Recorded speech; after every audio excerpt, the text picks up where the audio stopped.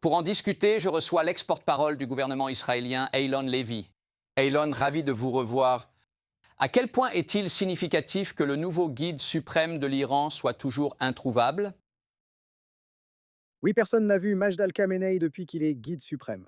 Honnêtement, nul ne sait s'il est vivant, dans le coma, défiguré ou dans quel état il se trouve.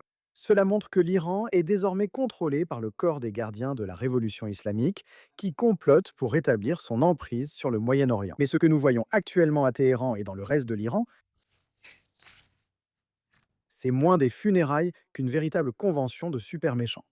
Il rassemble toutes les pires personnes du monde, du Hamas, du Hezbollah et des Houthis, pour comploter ensemble. Comment contrecarrer le processus de paix au Moyen-Orient, comment soumettre la région et comment continuer à asservir toute la zone dans la poursuite des ambitions de domination mondiale de l'Iran. Peu importe que Majd al-Khamenei soit vivant ou non, ce qui compte, c'est la direction du régime. Plus vite l'Amérique comprendra qu'on la trompe lors des négociations, mieux ce sera.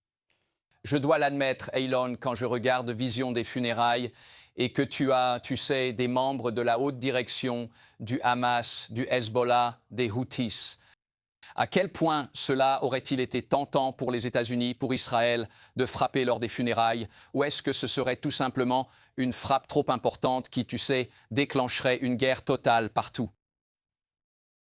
Actuellement, les États-Unis tentent de la diplomatie, mais il est clair que le régime iranien ne souhaite pas d'accord. Et ce n'est pas seulement à cause des foules qui scandent vengeance ou mort à l'Amérique ou nous voulons la tête de Trump. Et ce n'est pas seulement parce que le régime est dans le détroit d'Ormuz et essaie de reconstruire le Hezbollah. C'est un régime qui n'a pas renoncé à ses rêves d'armes nucléaires, qui continue de construire dans l'installation illégale de la montagne Pickaxe, une installation nucléaire profondément enfouie sous une montagne, même pendant que les négociations sont en cours. Ils ne profitent pas de cette période pour négocier un accord avec l'Occident. Ils en profitent pour étendre leur projet nucléaire et reconstruire la machine militaire qui a été ravagée pendant cette guerre. Nous devons rétablir une pression maximale sur le régime iranien. On ne peut pas apaiser un régime qui organise de telles funérailles avec des chants de mort et de vengeance. Il faut l'affronter directement. Nous espérons que l'Amérique comprenne à quoi elle a affaire. En parlant de l'Amérique, très vite, la relation entre Israël et les États-Unis a été tendue. Je suppose qu'il y a toujours eu des tensions entre présidents américains et dirigeants israéliens, mais ce qui est particulier actuellement, c'est qu'une partie est désormais publique. Comment voyez-vous la relation actuellement? On ne s'attend pas à ce qu'ils soient toujours d'accord sur tout, mais êtes-vous confiant que Trump et Netanyahou iront jusqu'au bout? Bien sûr, chaque pays a sa propre opinion sur la situation stratégique, ce qui était normal.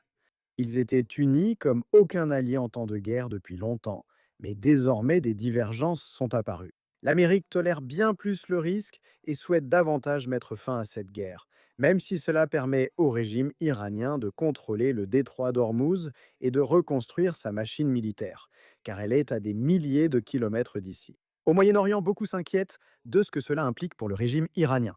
Reconstruire ses forces supplétives, ses missiles balistiques et relancer son programme nucléaire. On constate encore de la frustration chez les Américains. Le président Trump menace de temps en temps de revenir à la guerre parce qu'il est lui aussi frustré que le régime iranien ne prenne pas un accord au sérieux. Il en vient, je pense, à adopter la perspective israélienne selon laquelle il s'agit depuis le début d'une ruse iranienne.